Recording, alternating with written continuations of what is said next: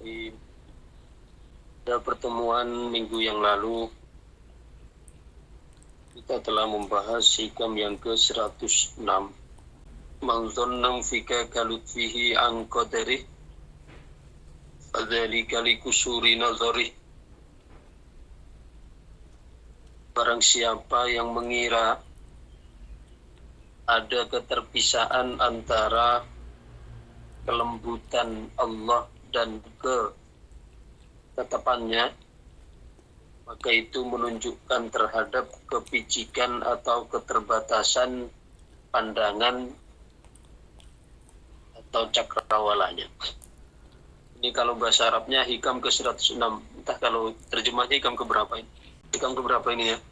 Terjemahnya 105. Jadi saya ulangi secara singkat dari hikam yang ke-105 kemarin, bahwa Allah Subhanahu wa ta'ala di dalam menciptakan atau menentukan ujian atau musibah, itu di dalamnya Allah Subhanahu wa ta'ala menyertakan kelembutan atau lutfiyah. Jadi jika ada orang yang mengatakan bahwasanya ada keterpisahan antara kelembutan Allah di dalam musibahnya dengan musibah yang Allah berikan, itu menunjukkan terhadap piciknya cara pandang. Jadi di setiap ujian yang Allah berikan itu sudah Allah berikan lutfiyah. Lutfiyahnya diantaranya kemarin kita membahas ketika diberi musibah, diantaranya dengan musibah itu menjadikan nafsu lemah. Sehingga dengan lemahnya nafsu itu menjadikan hati lebih mudah untuk bertadarru atau merendah di hadapan Allah. Itu merupakan bentuk dari lutfiyah Allah. Kemudian ada juga di antara bentuk lutfiyah Allah, dengan adanya musibah, bentuk lutfiyah Allah itu adalah memberikan peluang yang lebih besar kepada hati untuk melakukan ibadah batin. Dalam arti bahwa ibadah itu kan ada dua, ada ibadah zahir, ada ibadah batin. Ibadah zahir itu adalah ibadah yang dilakukan oleh fisik, sedangkan ibadah batin adalah ibadah yang dilakukan oleh hati. Sedangkan poin dari ibadah batin itu lebih besar daripada poin ibadah zahir. Poin ibadah zahir seperti gerakan sholat kita secara fisik, zakat kita secara fisik, haji kita secara fisik, itu adalah ibadah zahir. Tapi poinnya itu masih kalah dengan ibadah batin. Ibadah batin seperti ridha, sabar, ikhlas, qanaah, dan seterusnya. Tetapi ini jangan dipisah. Sering saya tekankan, jangan sampai dipahami bahwa kalau begitu kita ibadah batin saja, tidak ada ibadah zahir, tidak usah ibadah zahir. Tidak. Ibadah zahir itu sebagai kerangkanya penting juga untuk kita lakukan dan wajib hukumnya untuk kita tegakkan. Cuma juga jangan lupa kita belajar untuk menegakkan ibadah batin yang poinnya itu lebih besar dari ibadah zahir. Contoh begini, ibadah zahir itu ibarat kita bangun rumah. Ibadah zahirnya itu yang nampak, kelihatan, temboknya, tehelnya, keramiknya, catnya, mesinnya, pintunya, ibarat ibadah zahir. Apa itu penting? Ya penting. Tidak ada zahir, tidak bisa dihuni juga. Tapi di sana juga yang harus kita pahami, ada yang batin yang menjadi penopang dari rumah tersebut, yang menjadi penopang dari kusen, menjadi penopang dari semuanya. Yaitu apa? Ada fondasi, kemudian ada besi sebagai penopang atau yang menguatkan, yang menegakkan dari bangunan rumah. Jadi dua-duanya penting, ya jangan dipisah. Lebih baik catnya daripada besinya ya. Artinya dua-duanya itu harus kita tegakkan. cat iya, besi iya, fondasi iya. Begitu juga sama dengan amal ibadah kita. Pada zahir sholat iya, syukur iya. Sholat ibadah zahir, syukur ibadah batin.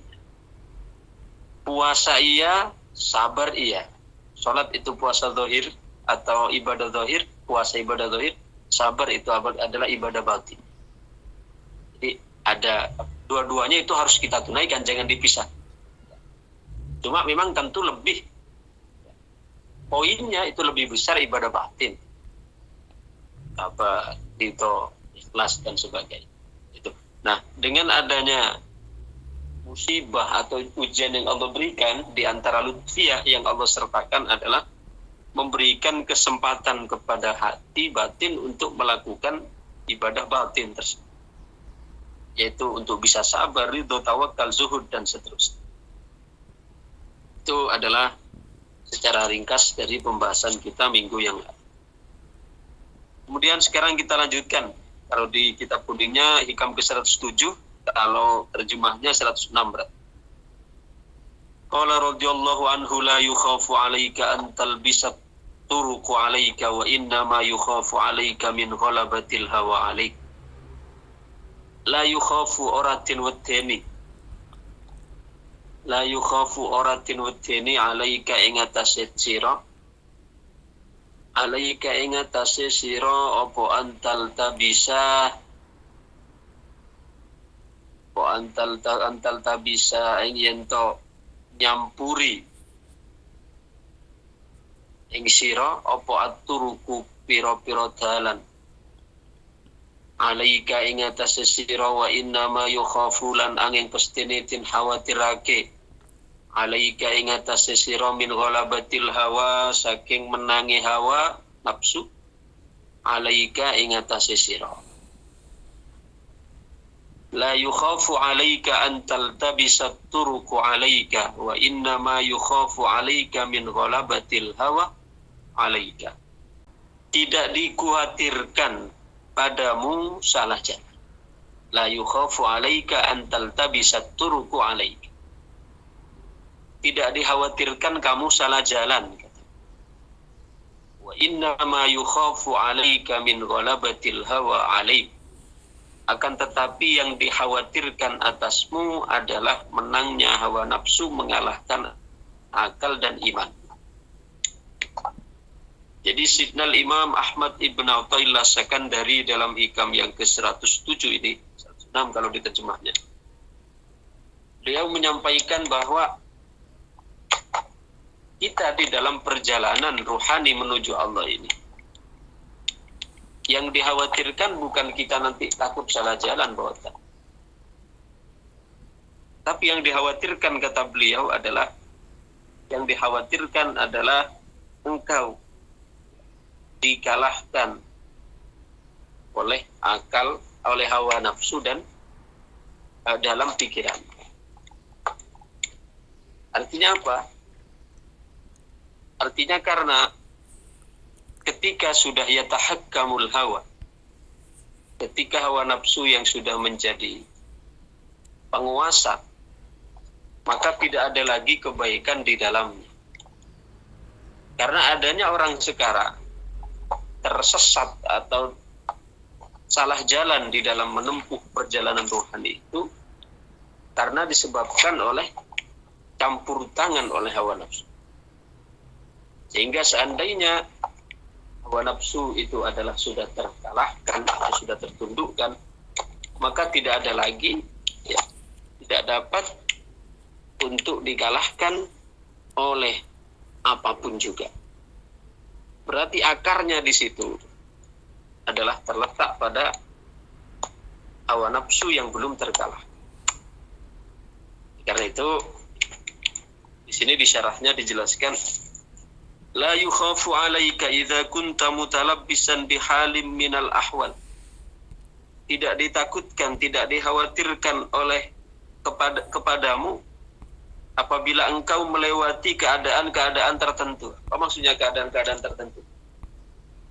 Di dalam perjalanan ini, seorang hamba atau seorang penempuh jalan rohani ini akan dihadapkan kepada banyak keadaan.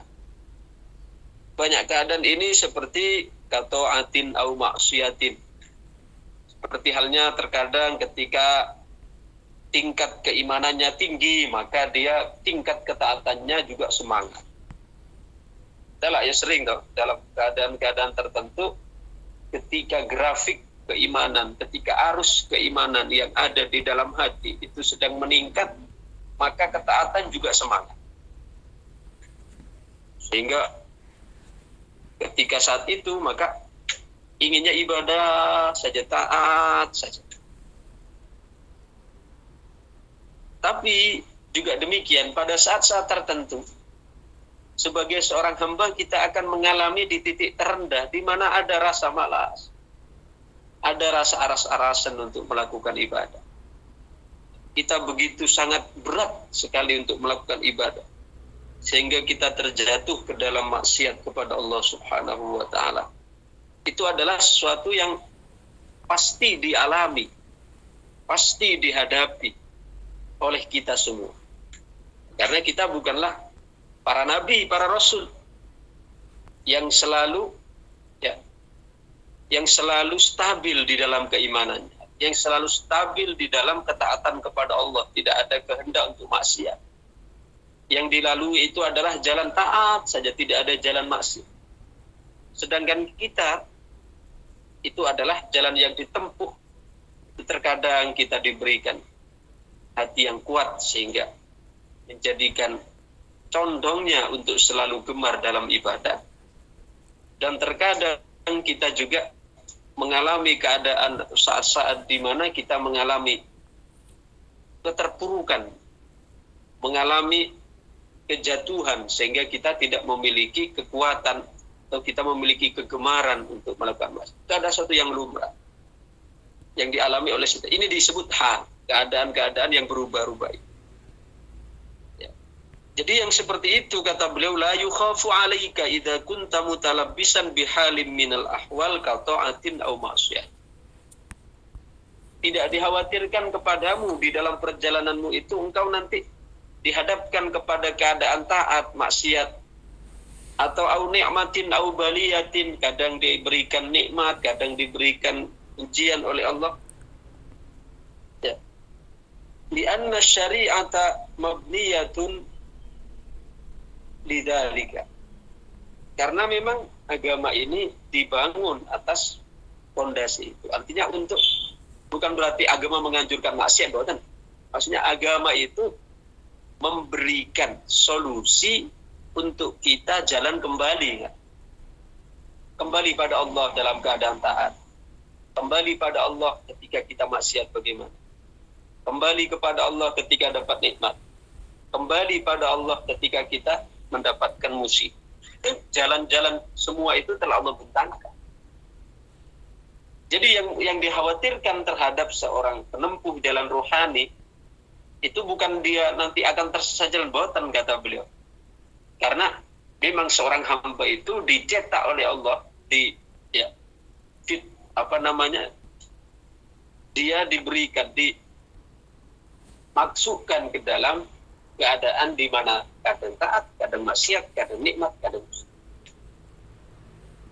Yang dikhawatirkan bukan di situ, kata beliau, yaitu yang dikhawatirkan adalah antal tabis wa inna ma yukhafu 'alaika min ghalabatil hawa 'alaik. Yang dikhawatirkan adalah engkau terkalahkan di dalamnya, di dalam melakukan proses kehidupan tersebut. Ya, ketika taat, ketika maksiat, ketika nikmat, ketika musibah. Yang dikhawatirkan adalah engkau dikalahkan oleh hawa nafsu. Akalmu, imanmu dikalahkan oleh hawa nafsu. Sehingga apa? Sehingga di dalam menjalankan proses, misalnya ketika taat, walaupun melakukan taat, tapi ketika nafsu yang menguasai, maka dalam taatnya pun diklaim sebagai kemampuan dia. Sehingga ketika mengklaim ketaatan sebagai prestasinya, maka timbullah di situ timbullah di situ sum'ah, timbullah di situ ujub. Sekarang ada orang beramal, kemudian di situ masih mengharapkan di dalam amalnya itu dia masih ingin dipuji orang, masih ingin ingin untuk terkenal, masih ingin untuk viral, masih ingin untuk didengar oleh orang, masih ingin. Nah, itu kan menunjukkan karena dia masih belum mampu untuk merespon ketaatan yang dilakukan. Sehingga yang benar bagaimana meresponnya ketika taat? Maka responnya adalah di dalam ketaatan itu kita akui sebagai minnatullah. Ketika kita melakukan taat, diakui sebagai minnatullah. Apa minnatullah? Anugerah dari Allah. Kita melakukan ketaatan itu merupakan bentuk anugerah dari Allah. Allah menganugerahkan kita diposisikan dalam keadaan taat.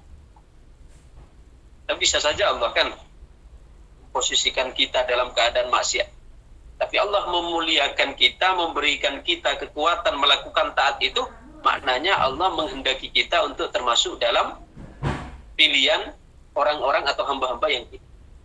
Itu seharusnya syuhudul minnah, menyaksikan Sehingga orang yang menyaksikan syuhudul minnah seperti ini, menyaksikan taatnya itu merupakan anugerah dari Allah, maka dari mana dia akan dapat ingin dipuji, ingin tersohor, ingin terkenal. Orang itu ingin terkenal, ingin mendapatkan apresiasi dari orang karena dia mengakui itu sebagai hasil jeripayahnya, nyata.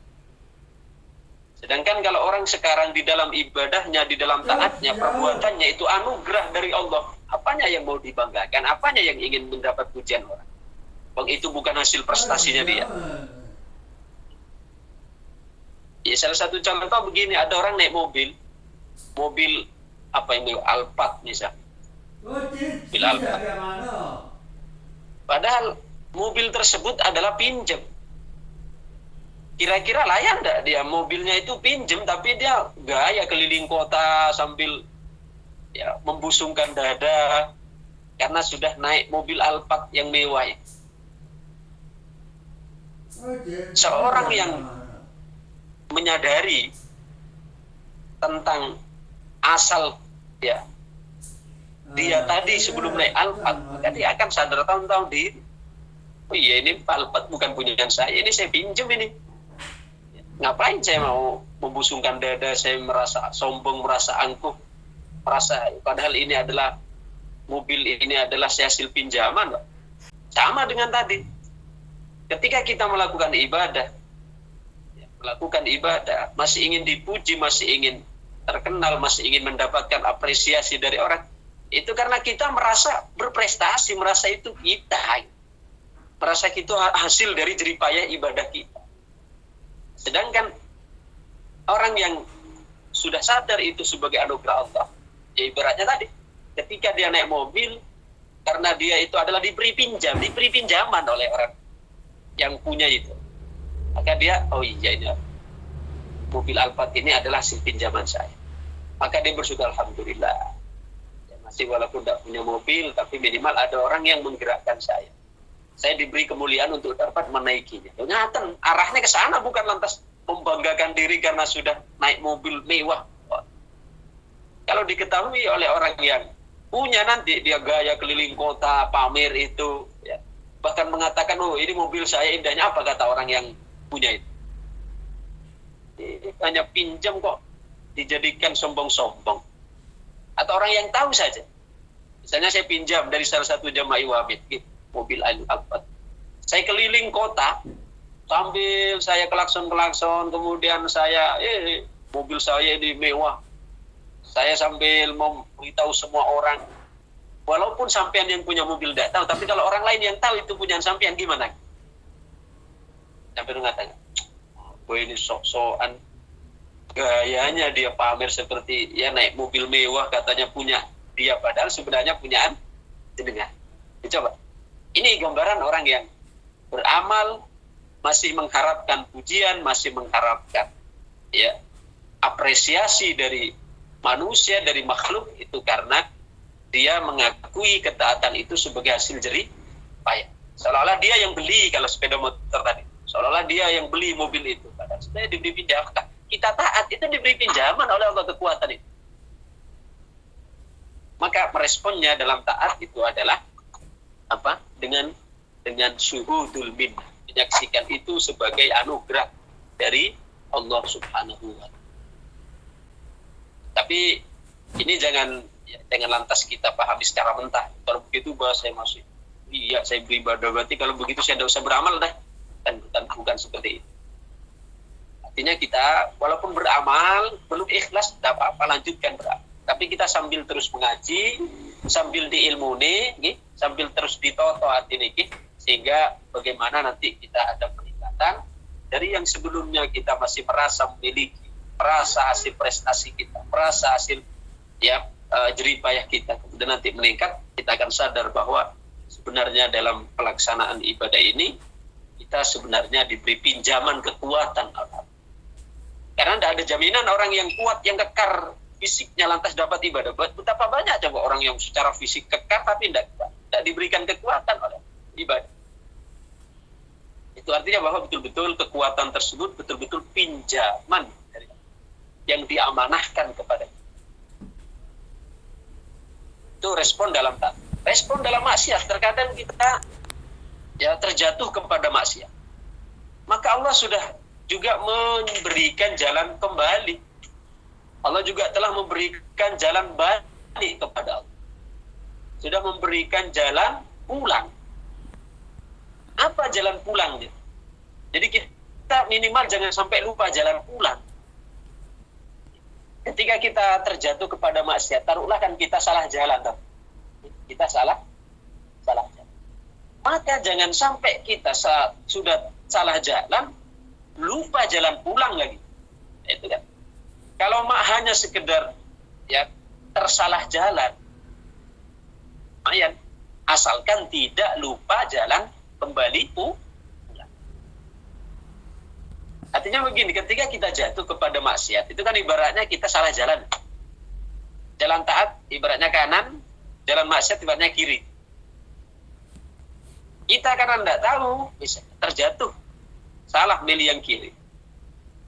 Bukan itu yang dikhawatirkan, kata beliau tadi kan. Tapi yang dikhawatirkan engkau dikuasai oleh hawa nafsumu. Artinya kamu keluar menempuh jalan yang kiri itu, tapi engkau masih terus dibisikkan oleh hawa nafsumu terus. Kamu itu itu orang yang hebat, yang luar biasa. Sehingga dia lupa jalan pulang untuk kembali ke asnah. Allah Subhanahu wa taala pada saat kita terjatuh ke jalan yang kiri, yaitu maksiat, Allah telah memberikan jalan pulang. Jalan pulangnya yaitu istighfar atau taubat. Jadi sudah dengan paralel Allah berikan jalan ini. Ketika taat, Allah berikan jalan pulangnya melalui apa? Menyaksikan anugerah. Ketaatan itu sebagai anugerah.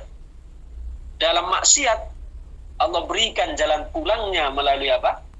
Melalui istighfar atau taubat atau menyesali dari kesalahan-kesalahan kita. Jangan sampai kita sudah tahu salah jalan, masih terus saja. Karena semakin jauh kita melangkah. Coba begini. Kalau saya misalnya ada di kota Nganjuk, dari alun-alun kota Nganjuk.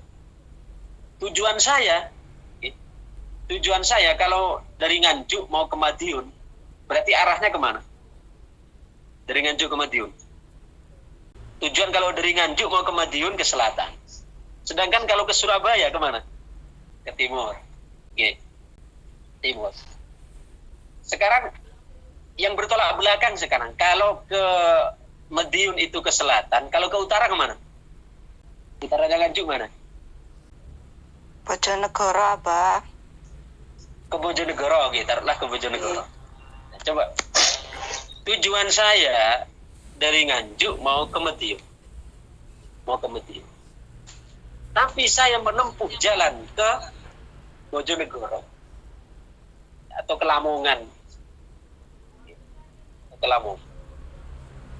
Kira-kira ketika saya melanjutkan perjalanan, oke lah kalau saya tidak tahu, kan nanti kalau memang betul-betul tidak tahu, nanti kan pasti ada saat-saat tertentu di mana dia mulai terketuk hatinya untuk melihat tanda kan, mungkin melihat papan nama di atas. Masa iya dia tidak akan melihat sama sekali ancer-ancer mungkin batas kota, atau mungkin nama sekolah yang ada di pinggir jalan, atau mungkin patok, ya, atau mungkin gapuro, ya, minimal di situ menunjukkan nama kota atau nama daerah. Ketika saya di situ, misalnya saya mau ke Madiun dari Nganjuk, melajukan mobil. Ketika nyampe Lamongan, baru saya terbaca sampai Babat Lamongan. Kira-kira pada saat saya mengetahui ancer-ancer itu adalah Lamongan, Babat, kira-kira saya melanjutkan atau saya balik? Balik. Ya. Karena apa? Pada saat saya merasa bahwa jalan itu salah, maka ketika saya balik itu sebenarnya adalah untuk memulai, untuk kita walaupun kembali ke titik semula tadi, tapi itu sebenarnya langkah kita untuk memulai perjalanan baru menuju tujuan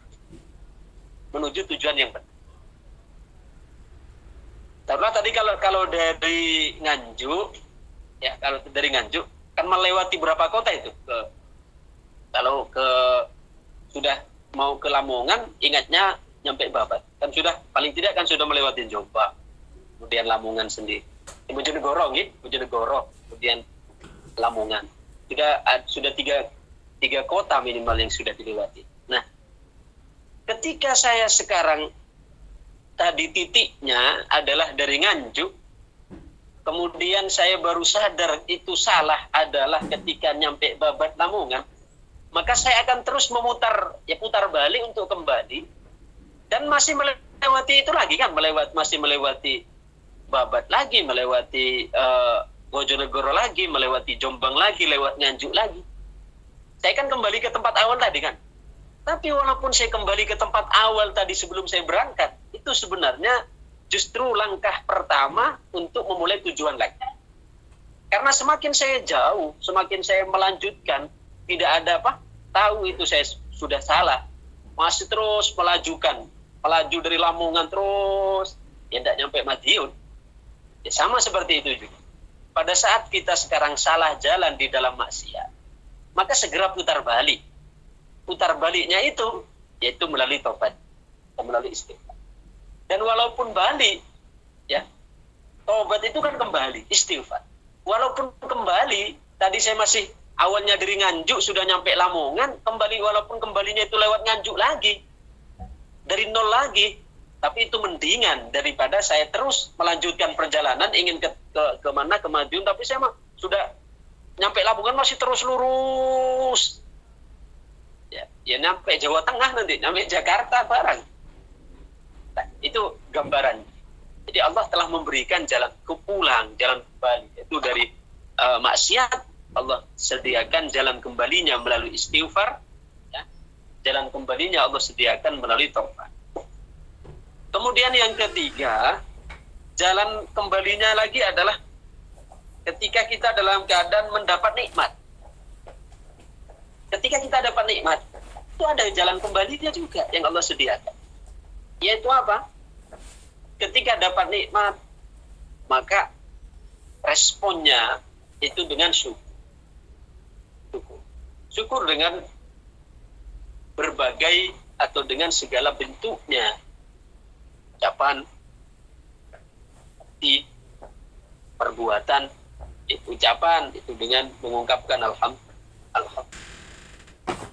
Kemudian hati itu adalah syukur dengan hati, yaitu dengan mengakui bahwa nikmat itu berasal dari Allah.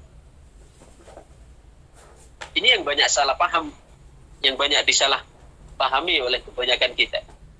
Syukur bil qalb itu dengan hati ini mengakui bahwasanya nikmat itu semuanya berasal dari Allah.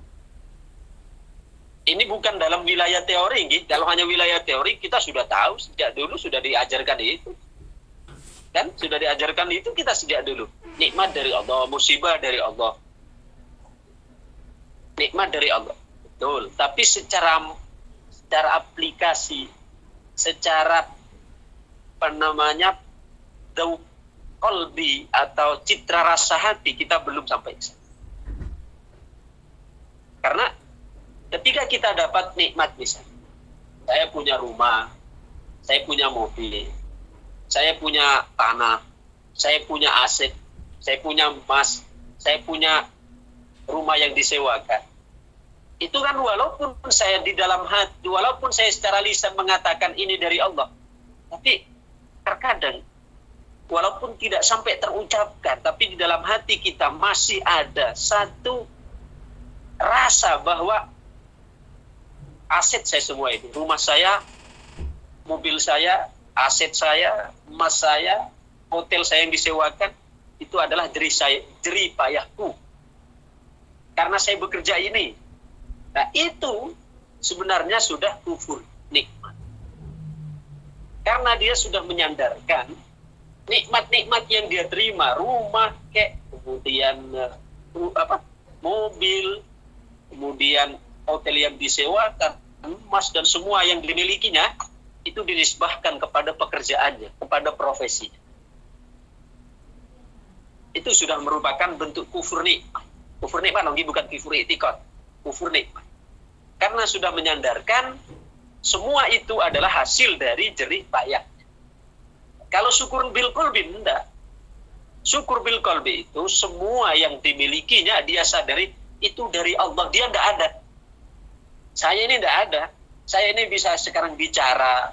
Saya sekarang bisa duduk tiap hari Rabu saya bisa ngaji di Taiwan. Itu karena Allah, semua nikmat dari Allah. Tapi kalau hati saya tidak berbicara lisan. Kalau lisan, bisa saja saya mengatakan, karena ini saya, Allah semua yang memberikan saya anugerah. Kalau bahasa lisan, bisa saja dibalas. Tapi hati, rasa hati itu. Di dalam hati muncul rasa, saya bisa ke Taiwan tiap Rabu, kemudian Kamis siang, itu karena anugerah Allah. Bukan karena saya alim, bukan karena saya ilmunya banyak. Loh, itu. Kalau sampai di dalam hati saya masih muncul rasa, ini rasa loh ya, bukan ucapan lisan. Kalau lisan, mudah saja saya memolesnya. Rasa yang ada di dalam hati saya, ada rasa, saya ke Taiwan ini karena dibukakan pintu oleh Allah. Karena ya, saya diberikan anugerah oleh Allah sehingga saya bisa diterima di sana. Kemudian karena Allah memberikan kekuatan. Karena semua Allah itu. Tapi kalau di dalam hati saya masih ada, saya ke Taiwan tiap hari Rabu karena saya pernah mondok, karena saya pernah belajar di Mesir, karena saya pernah berguru karena saya pernah belajar lama. Ini artinya masih menyandarkan nikmat itu kepada dirinya, masih mengakui itu sebagai jerih payahnya. Itu masih kufur nikmat itu. Sedangkan kalau syukur bil qalbi, syukur dengan hati itu adalah timbulnya rasa di dalam hati bahwasanya semua nikmat ini yang kita terima, sing kita tompon itu adalah semua dari Allah 100%. Jadi kalau masih nampak, masih ada akunya di situ, masih ada saya, belum. Masih kufur nikmat. Nah ini kan banyak kan di antara kita, saya tidak mengatakan jenengan, saya sendiri masih ada yang di kufur nikmat. Saya bisa begini, saya dapat beli ini karena saya kerja ini, saya dapat beli rumah karena saya kerja di kontraktor ini, saya dapat beli mobil karena saya kerja di, ya secara akal benar saja,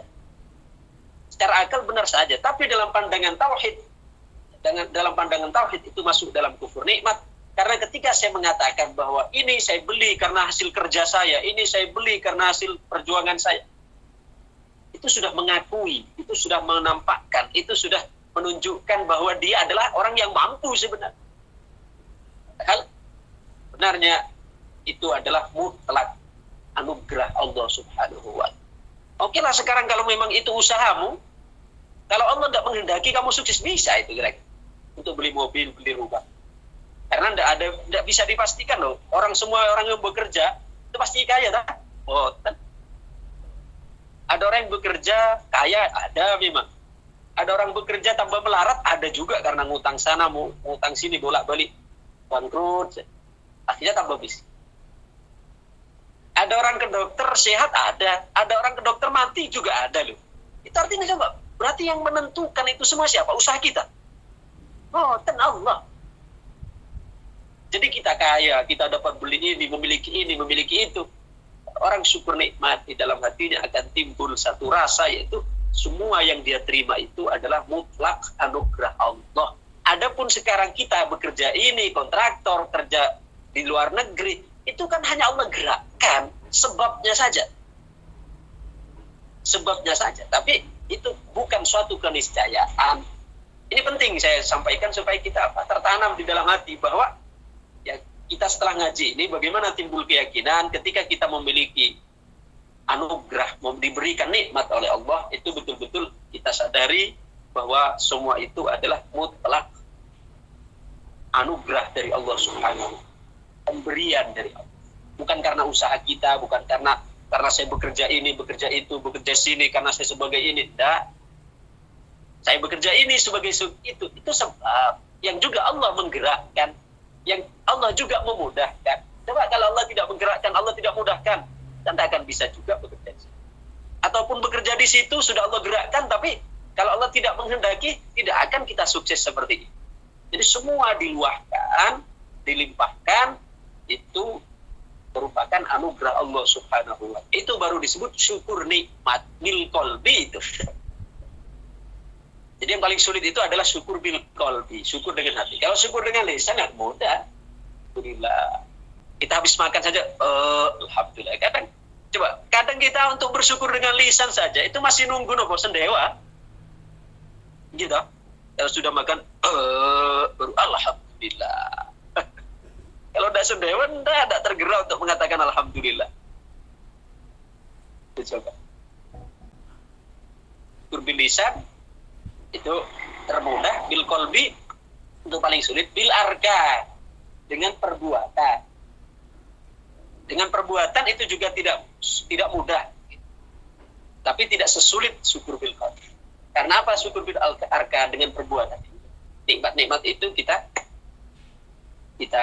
gunakan di tempat-tempat yang diridhoi oleh Allah.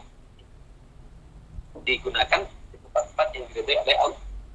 Tapi kalau belum ada syukur bil qalbi, walaupun sekarang sudah syukur dengan perbuatan, sedekah, kemudian membantu dan sebagainya, tetap yang timbul di dalam hati masih dirinya. Saya memberi ini, ya nampak nanti sebagai seorang yang dermawan. Kemudian saya menyantuni anak yatim sekian puluh, kayak saya kelihatan sebagai orang penyantun, ya. Yang menyantuni mengasihi anak yatim. Kan masih ada dianya berarti.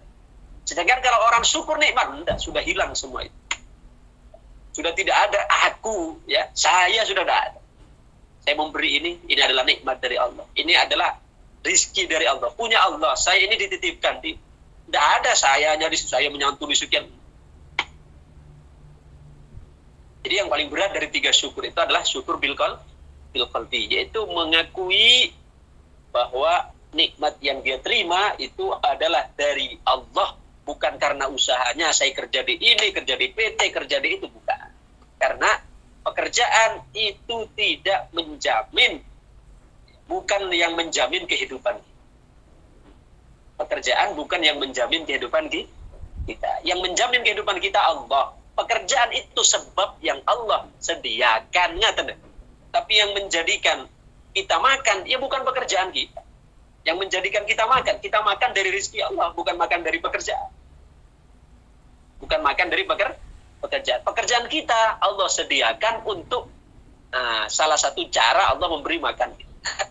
Tapi jangan bersandar pada pekerjaan. Jangan mengakui karena itu pekerjaan saya, karena itu karir saya.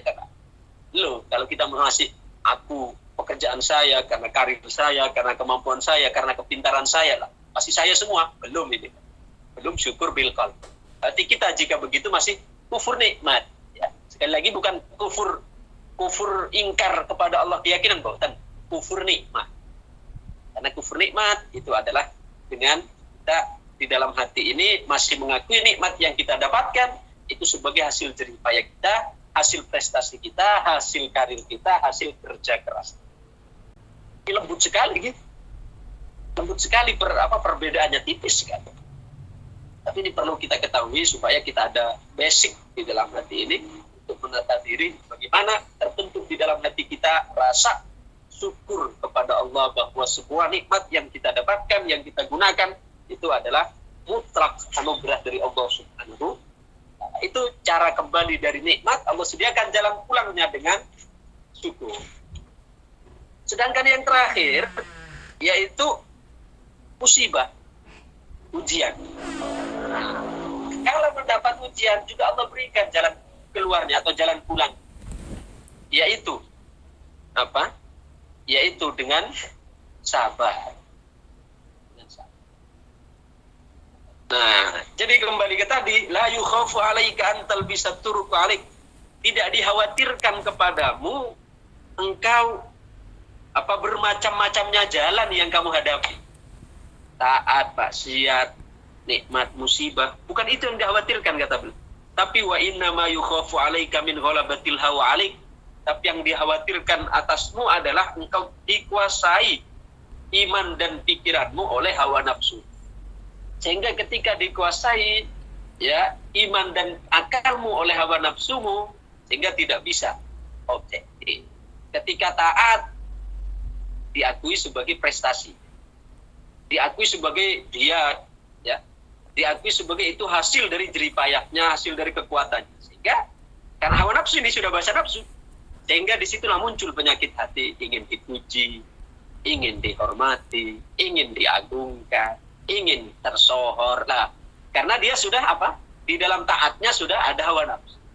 Di dalam maksiat ya, ketika dikuasai oleh nafsu bukan tergerak untuk tobat, tapi dari maksiatnya dia semakin meremehkan maksiat. Wah, Allah Maha Pengampun kok, nantilah kalau umur 40, kalau umur sudah tua ini saya tobat. Apanya maksiat begini saja kok kecil. Nah, ini karena sudah dikuasai oleh nafsu. Ini yang dikhawatirkan, bukan maksiatnya, bukan taatnya, tapi menyelinapnya, menyusupnya nafsu di dalam, sehingga menguasai. Kemudian di dalam nikmat, yang seharusnya dari nikmat menjadikan kita syukur, justru menjadikan kita ingkar. Ingkar ya tuh. Dengan lisan tidak mau mengatakan alhamdulillah, dengan hati tidak mau mengakui itu sebagai ya pemberian Allah, dari perbuatan tidak mau menggunakan nikmat itu dalam ketaatan. Karena dikuasai nafsu sudah. Kemudian terakhir dalam musibah, seharusnya ketika dikuasai oleh akal, maka dalam musibah dia bisa sabar, bisa ridho. Karena sekarang dikuasai oleh nafsu, maka dia menjadi orang yang tidak sabar, pemarah, ya,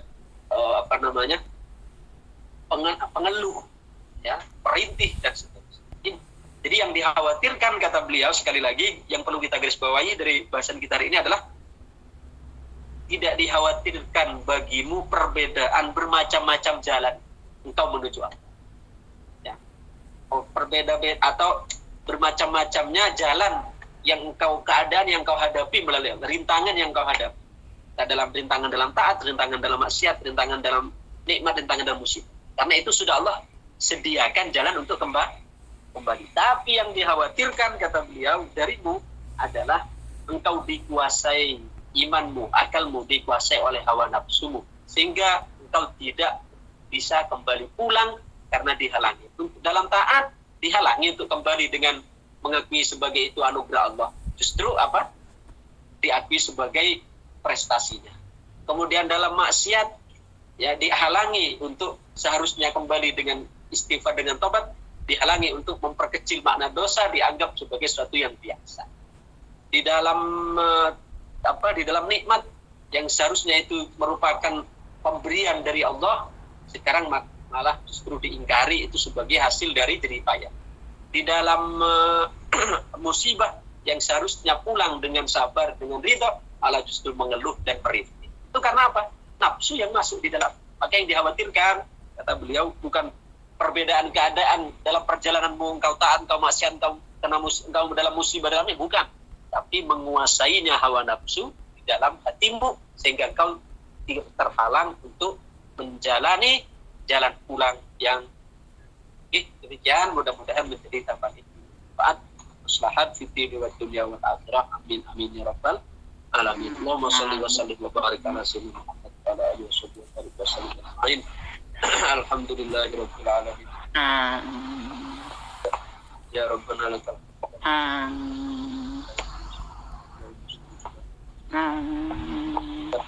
وتقضي لنا بها جميع الحاجات ترنا بها جميع السيئات ترفعنا بيدك عن درجات ربنا ظلمنا انفسنا وان لم تغفر لنا وترحمنا لنكونن من الخاسرين اللهم اجعلنا واولادنا من واجعلنا واياهم من اهل الشر وانفعنا بما علمتنا وعلمنا ما ينفعنا علما صلى الله على سيدنا محمد وعلى اله وصحبه وسلم الحمد لله رب العالمين. الفاتحه. أعوذ بالله من الشيطان الرجيم. بسم الله الرحمن الرحيم. الرحمن الرحيم مالك يوم الدين إياك نعبد وإياك نستعين اهدنا الصراط المستقيم آمين يا رب العالمين.